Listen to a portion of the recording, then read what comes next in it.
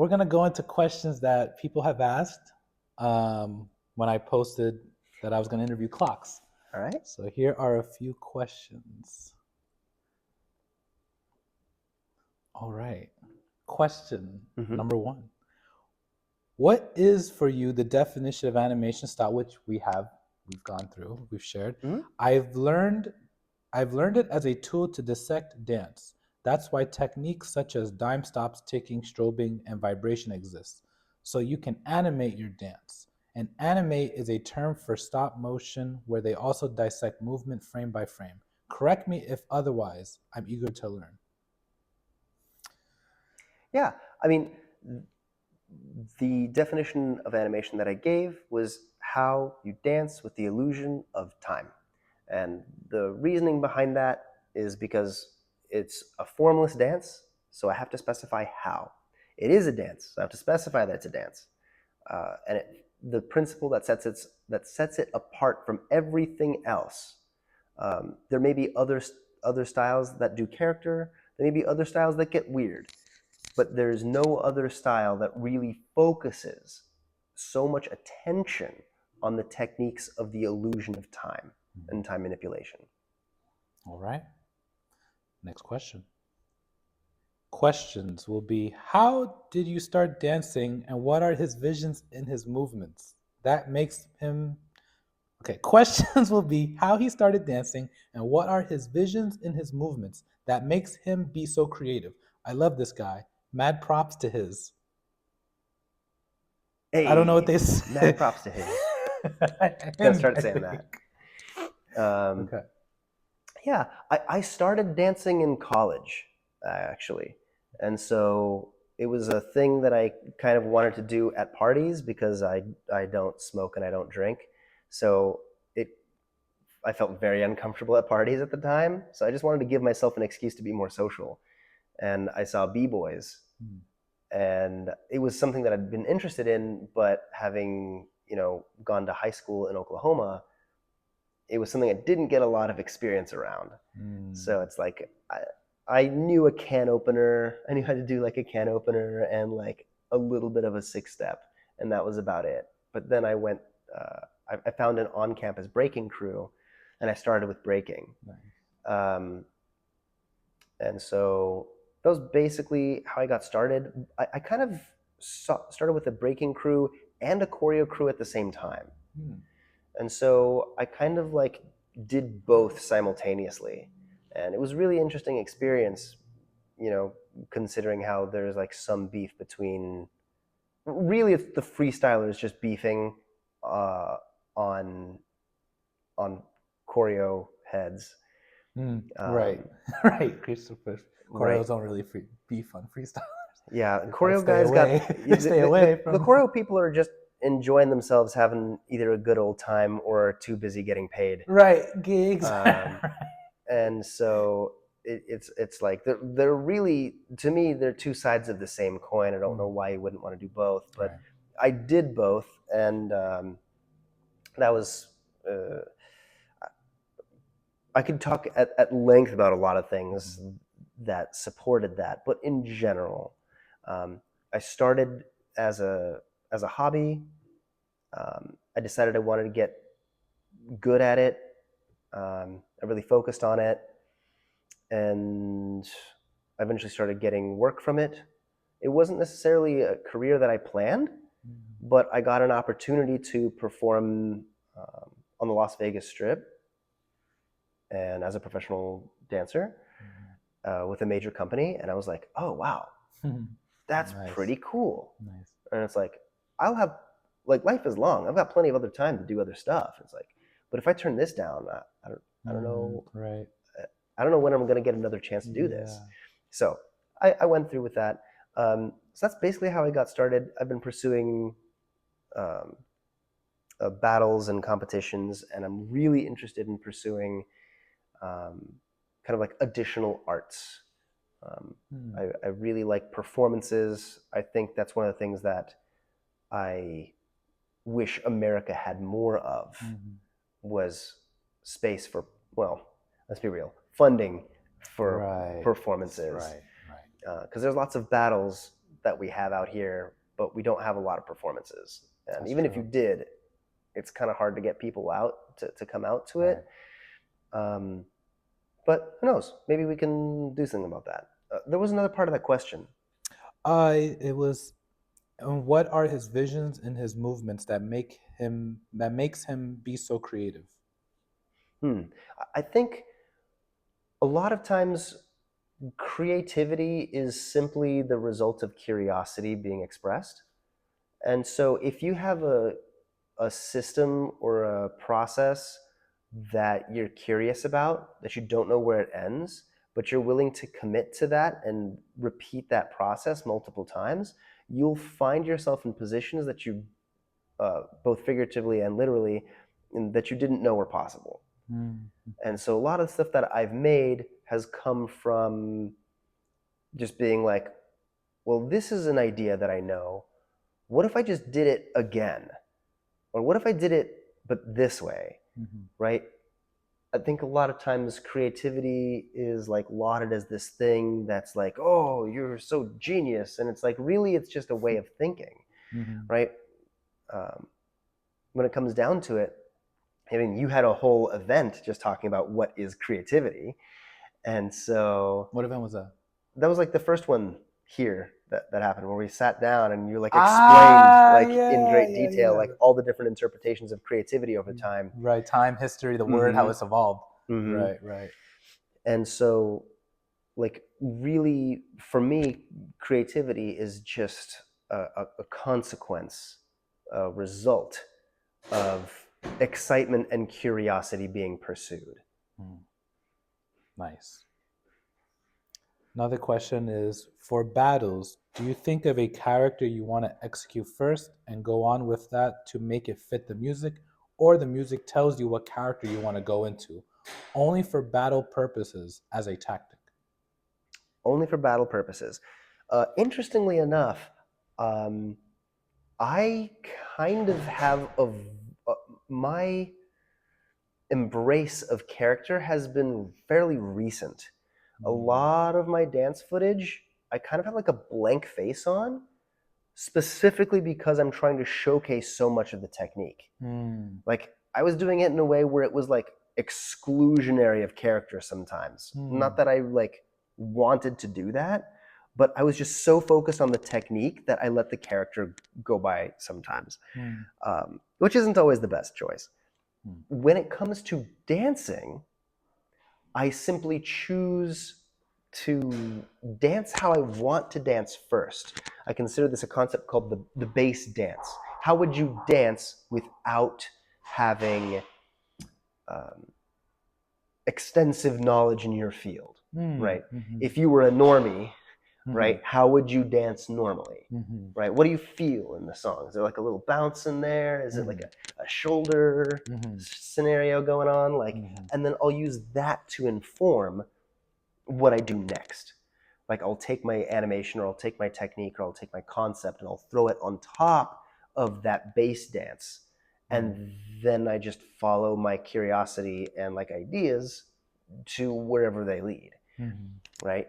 I think as far as, let's see, you said there was, repeat the question one more time. Yeah, for battles, do you think of a character you want to execute first and go on with that to make it fit the music, or the music tells you what character you want to go into?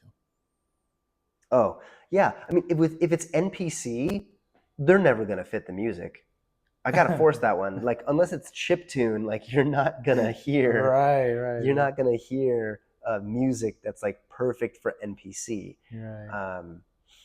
And so, well, maybe not never, maybe eventually, but for the current moment, usually if I'm doing NPC, then it's because I've decided I would do this character. Yeah. Just make sure your mic is. Oh, it is good. Awesome. Wonderful. Yeah. Right. The next question is, what drills do you do to train? Yeah. When I started, I did different drills than what I do now. A lot of my drills now are conceptual because it's no longer about creating ideas. It's about synthesizing a lot of ideas. It's no longer about getting technique, it's about synthesizing techniques, doing this while doing that, right?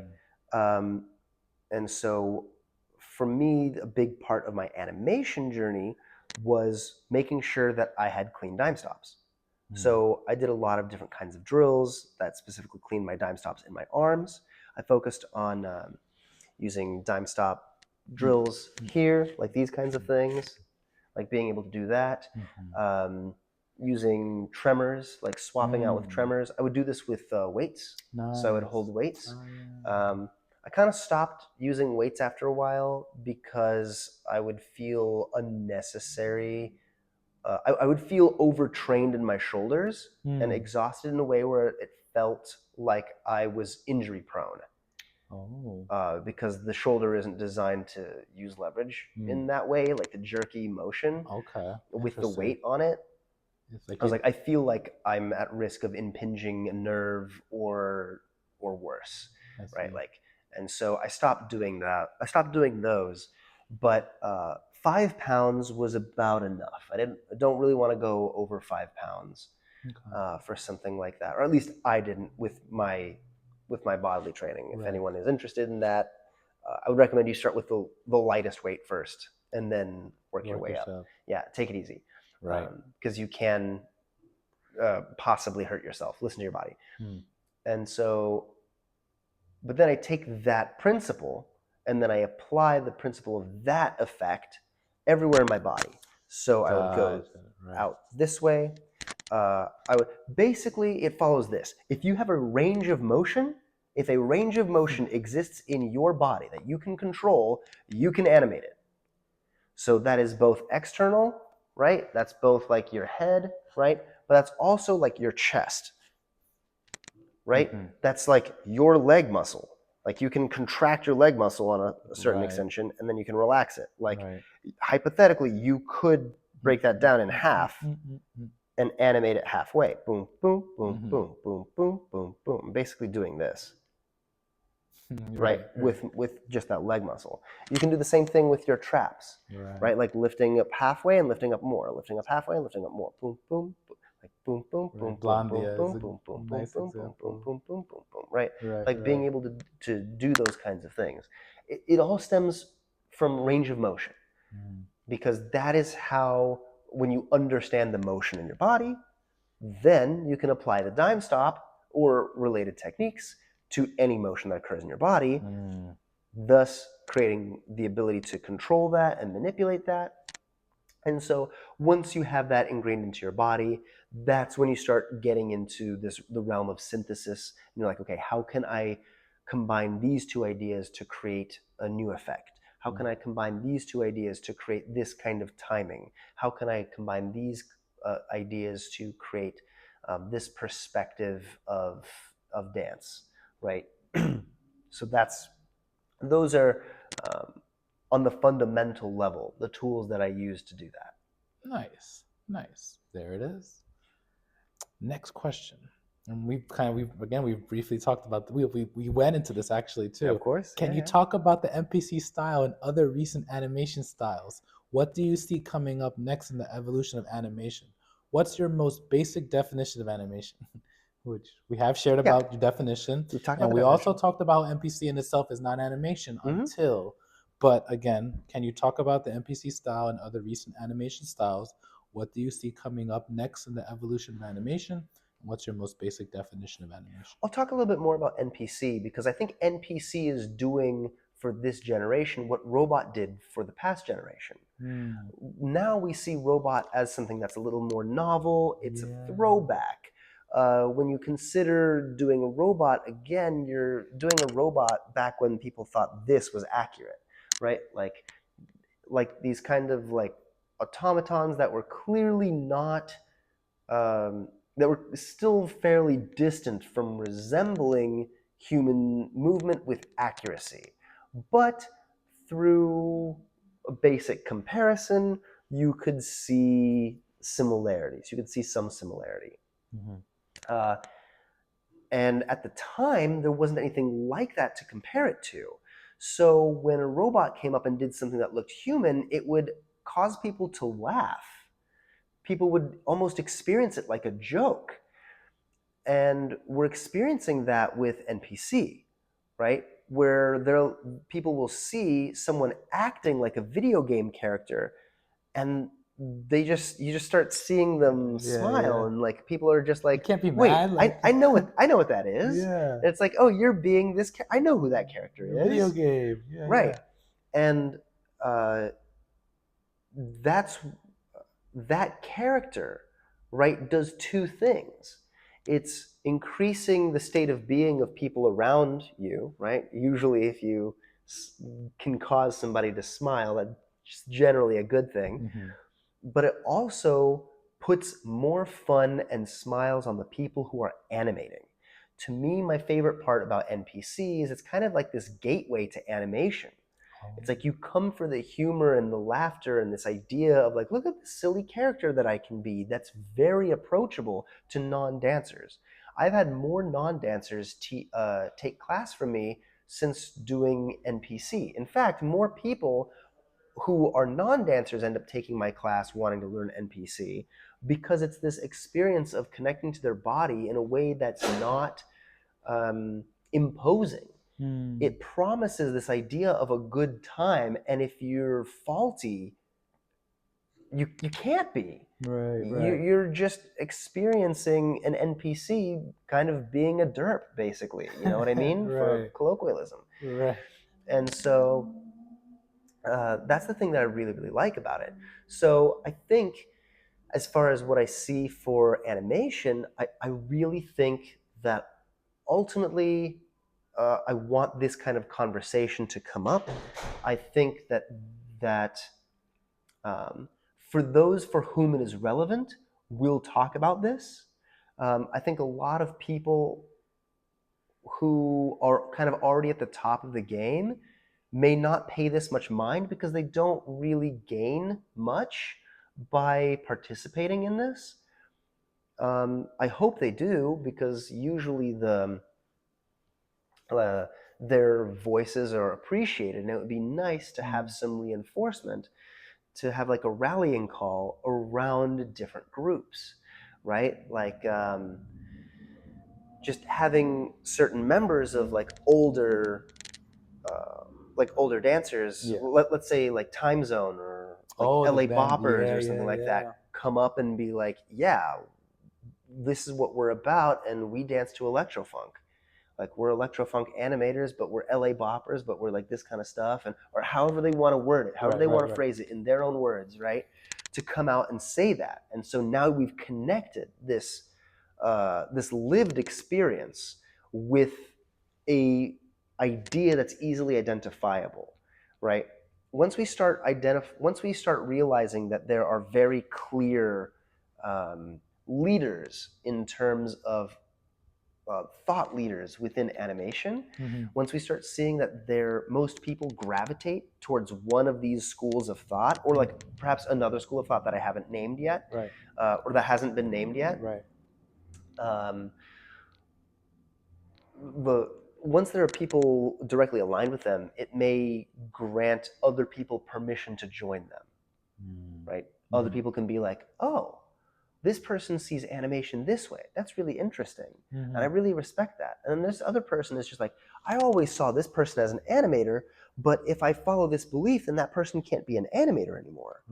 Right? And so it might challenge people in that way, to test them. And some gut reactions might be egotistical in nature, being like, well, I know that person's an animator, so this has to be wrong. And it's like, but that's circular logic, right? You're calling them an animator, and then you're saying that whatever they're doing is animation. Whatever they do is animation. Right. And anything else that's not that is not animation. Right. But if you're calling them that, then usually there's some kind of principle that their movement follows. Right. And that would lead to one of the schools of thought, right? Whether it was, again, whether we've mentioned it on this interview or not. So. Okay, nice. Next question. As someone who loves and practices animation style, I feel like I'm less qualified to participate in popping style battles. Do you have any specific strategies or separate training for popping style battles? What differences are there in the way you approach the two styles, if there is a difference? Yeah, I mean, this also depends on what school of thought popping is currently in. And there's two main ones, kind of like how I mentioned earlier. One is that popping is just the hit, and you can use boogaloo with it. That's like pretty acceptable. That's pretty standard. The other one is seeing popping as an umbrella term, right? And so if popping is an umbrella term, then the strategy for that is you just start off, you hit really hard 8 times, and then you do whatever you want. This is Tabo's advice to a lot of animators, right? Where he says, just check, they're waiting for you to hit. They're waiting for you to show that you can hit. Right. So if you can check off, if it's a box they're waiting to check off, do it at the start of your round so you don't have to worry about it later, right? So start hitting hard and then do whatever you want. If your popping event is in the other direction, in the other category, where it's like it's a consistent thing that you must do, then recognize that when you leave popping to do something else, do come back. So it would almost be like having to leave the hit for a while, do whatever you want, and then come back and then hit a bit again. Right. And then go off for a little, on another tangent, and then come back and then do some hitting, right? Granted, I'm not like winning popping battles all over the place. I don't really consider myself a popper. I don't listen to popping music on purpose. Like I don't avoid it on purpose. I'm just saying like I don't wake up in the morning and it's like, gee, I sure would love to hear that popping beat like right now. Right. You're not training to the music. You're not seeking it. Well, not battle music. Like I'll listen to D Train because I'm just like, it makes me want to groove. Right. But D Train doesn't make me want to battle. Right. So that's like a different topic about what popping music is. But if that's the case, within popping, if your goal is to win a popping battle, then learning popping is your best bet. If your goal is to represent who you are and to represent animation, then see how much of the pop you can put into your animation without sacrificing who you are. So depending on your own goals, that will answer your question. So determine that first, and then you'll have your answer. Nice. The next question was, or is, what can I do in an animation battle, whether it's passing prelims or battling? What can I do in an animation battle, whether it's passing prelims or battling? Okay, I'm not sure what the end goal of this statement was attempting to get, but I will do my best. So if you are looking to, let's say, participate in more battles as an animator, the first thing is to just make sure you have your technique. Get your technique down, whatever it is, get your technique down to the point where you don't have to think about it in the battle. If you're thinking about your technique in the battle, it's probably a little too late. Right? It's probably not. It's probably not clean enough to work on here. Because everyone they're not thinking about it. Well, at a level, you shouldn't be thinking. Well, anyway. Well, at a higher level, because this is what happens. At higher levels, you're not thinking like dime start, dime stop, slight motion, slight this, like then rumble. Like you're not really thinking that. You're beyond words. It's intuitive. You just feel the weight when there's a boom. You feel the weight here. You just sit for a minute and then you start moving, right? Like however you want to do this. Like I don't have to think about this technique as I'm doing this because I've done it so many times, right? Like I don't have to really think about whatever this is. I can just go up and then down, right? And then I can add more elbow if I want. I'm just like elbow. Like your instructions become less specific when your practice becomes more specific. Your instructions become less specific when your practice becomes more specific. Right. So the things that you're telling yourself to do in battles become less specific the more you know your body.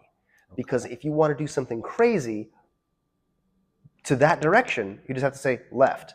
Boom, boom, boom, boom, boom, boom, boom, boom, boom. Right?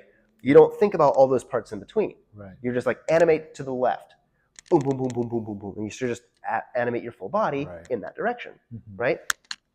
So that's what I would suggest first, getting your technique. After getting your technique, I would focus on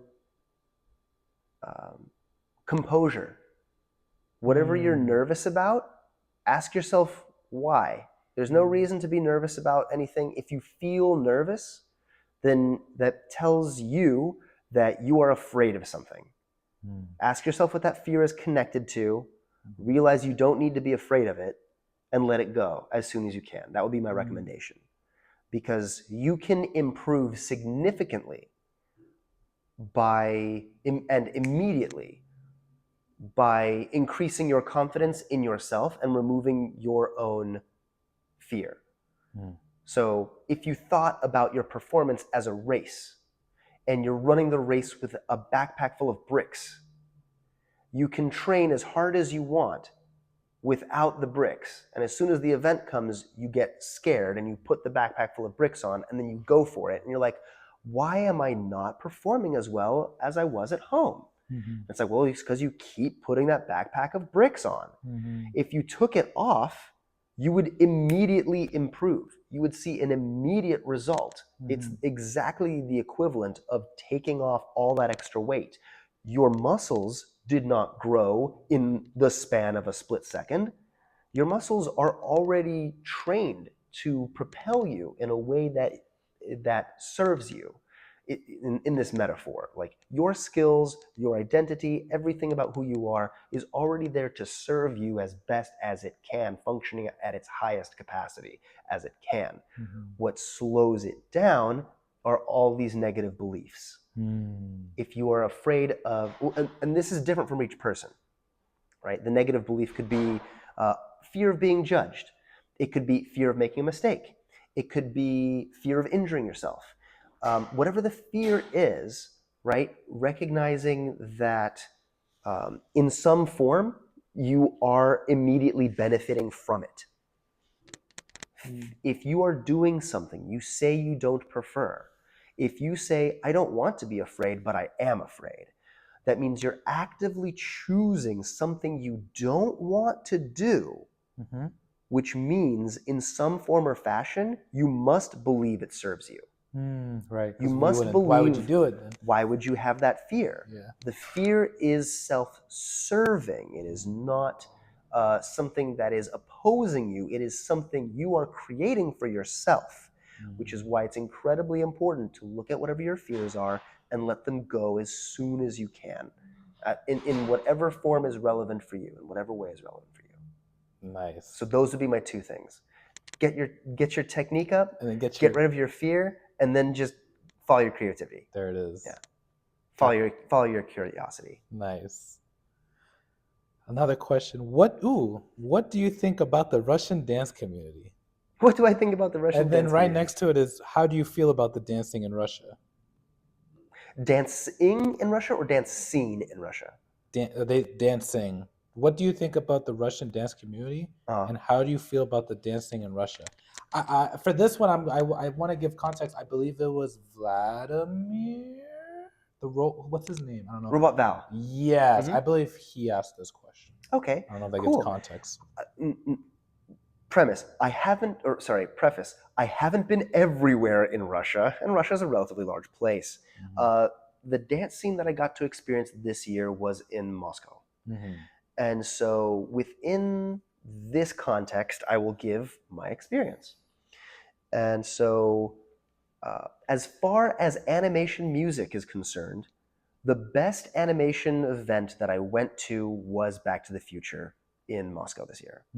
They had an animator, DJ, and another person within their community, I believe, actually produce animation tracks, like tracks for the battle. That's so cool. That's so cool. And they all more or less followed those same ideas that I was talking about earlier. Those 5 like additional elements of basically having like irregular beat patterns, Right. distortion, a progressive scale, like either fast or slow, and then there was some other stuff, but we don't have to talk about that immediately. I'm just trying to always say it again and again and again. Connecting it back to it, right. Right. And just having all of these elements, and like every song was a hitter. And it was just like, that's amazing. Wow. Like, that's really, really cool. It was really interesting to see how people came from miles and miles around, from like little tiny places in the middle of the country. Wow. To travel here. I was very much inspired by one particular teacher and all of her students. And, I think she goes by Valley Pop. And she had an army of robot children. Wow. And it was amazing. And that sounds like a sentence when taken out of context. Sounds really crazy. Army of robot Amazing robot army. No, but like, they were skilled. They were very clear. They understood what their goals were within the style, and they expressed it with a level of commitment that I believed was close to professional. I think they did a really great job, and some of these kids are like 6, 7 years old, right? Some of them are like in their teens, 13, maybe 15 at the oldest, 16 at the oldest. I'm not totally sure. Right. But it seemed like there was a growing movement of people exploring this, and I absolutely loved that. So I may have a biased picture of what I got to see. It definitely seemed like, as far as people's passion, I saw a lot of passion for what they were doing. Within that specific animation community, it was really interesting to see technically how the focus was kind of like how we were talking, how the school of thought that we were considering was mostly on the technique, right? The illusions of time. Right.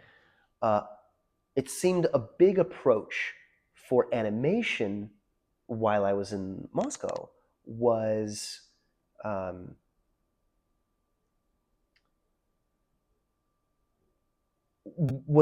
not just character, but costume. Right. And it was interesting because while there were dancers who used the costume to inform their character, unless the costume was elaborate enough, it was almost like it didn't matter. Okay. Like, the costume wasn't directly connected to a character. But they had some costume. But they had a costume, and because they had a costume, it was the thing. Now, cool. I will say that there are notable exceptions for this, and they're very notable, including the concept of a style of roboting that became popular in the region that was like femme robot style.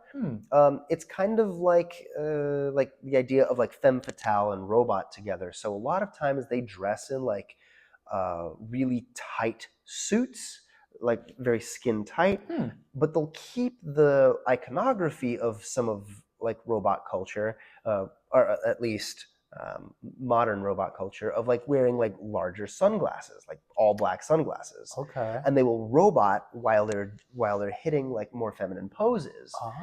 And like, that was actually really cool to see. And that's actually, it seems to be a growing trend, that's getting a lot of popularity. People are teaching classes in this. Wow. And so as far as those things are concerned, culturally, their expression is really high. Overall, the technique is not as high. And so you don't have a lot of people who are really focusing on the implementation of like details and those kinds of elements. I think part of this is due to kind of like a vague definition of animation. I think part of the reason why my animation improved is because I became more focused in what I understood animation to be. There are people I know, talented dancers, enter battles, dime stop battles, just dime stops, who I've seen dime stop before, and I'm judging, and I can't put them through because they did not effectively use a dime stop for a minute. Okay. And it was just one of those things where it's like, I've seen you do it. I know you have the skill. The issue is not the skill. The issue is people don't understand how to implement or dance with that skill. And part of that is because the mental categorization seems to be keeping them from utilizing it effectively. Would you say it's as if I have a tool and there's a way of applying this tool, but I don't know how to use the tool, but I have yes, like I'm lost. There is no, I don't know. If you try to hammer a nail with the back end of a hammer, you're gonna have a hard time. It's gonna be more difficult. But if you turn it right around, a couple swings and you're in, and it's done, and it's very simple and it's very easy. This is why I'm so passionate about talking about this, because I feel like a lot of people have more technique than they realize. They're just not using it. Yeah, they can be really beasts in animation if they had okay. And the next question, if it wasn't clear, they had a very Russia, the scene in Russia, the dance scene in Russia, did seem to, aside from having, every scene has its ups and downs, it was really good to see the passion that people brought. It was one of the only places outside the US where I saw people really, really push for self-expression, right? To like, where it felt like a contribution. It felt like when I went there, it didn't feel like I was going back to some place in LA where everyone was dancing. Like in the 80s or 90s. Like right. Trying to replicate that. Right. It's like they were branching off their own kind of... Yeah, I didn't feel like I was walking into a museum. I felt like a culture that was growing, and that was a good thing. That's exciting. Yeah. Man, that's so exciting. Okay. Yeah, obvious political issues are important to consider. And that is definitely a whole nother topic to discuss. Yeah. The last question is there any blurring of the line between animation techniques and style/concepts? Which I feel... Wait, sorry, repeat the question? Is there any blurring of the line between animation techniques and style/concepts? Yeah, absolutely. This is what we've been talking about the whole time. Right? Is like, if your definition of animation is just anything that's not Boogaloo, then any of those styles could be animation, right? You don't know. It comes down to what the core principle is. If the core principle, if you function off of character being the fundamental principle to animation, then I guess your styles would be how to create different characters that are not just separated in your mind, but separated in the mind of an audience member. This is one of the difficulties with the character based school of thought, or one of the challenges that they'll face is, you hear a lot about robot versus cyborg versus android versus like all this sort of stuff. Right. And it constantly changes. And because people are kind of in this position of like, wait, this stuff means something. Like other people are like trying to give respect to the culture, and they hear these words and it's like, wait, this means something. I should know what these mean. But the people who made them up are using them as shorthand for something that was kind of spur of the moment, and then they called it this thing. And so it's this like, well, it must have been intentional if it was made sort of energy from people who are not from the US. The android must be intentional if it was made. Right. And then there are some people who are validating that, being like, yes, android is this, and robot is this, and humanoid is this, and this is that. Can an audience member tell? No, not really. And to me, that's the biggest issue. If an audience member who doesn't know About the about dance. dance, if they can't tell the difference between the styles that you're using, Right. then those names are placeholders. The names don't matter. They help you understand more of the choices you're making. Right. In that way, they can be very useful. Yes. And in that way, you can create different effects with the greatest common denominator between them, the thing that is clearest about them. Right. So if you did all of those styles, a non-dancer might watch that and say, that was a good robot. Right. They wouldn't know anything else, No. but they'd get the idea. Right. Right? Yeah. And so that becomes the point, right? Is it's like some styles, some names are literally there for the dancer. They're there to help you understand more of what you're doing. Right. But will never really be translated further besides any other, and let's face it, nerd in this. Right. Only people that are in the same studying, researching, they're gonna are going to see what you're doing, are going to pick up on the ideas that you're putting down. Right. But then there are concepts that are actively noticeably different. Waving and tutting both use your arms to a great degree. They both flow energy from one area to another. Mm-hmm. But there are distinct differences.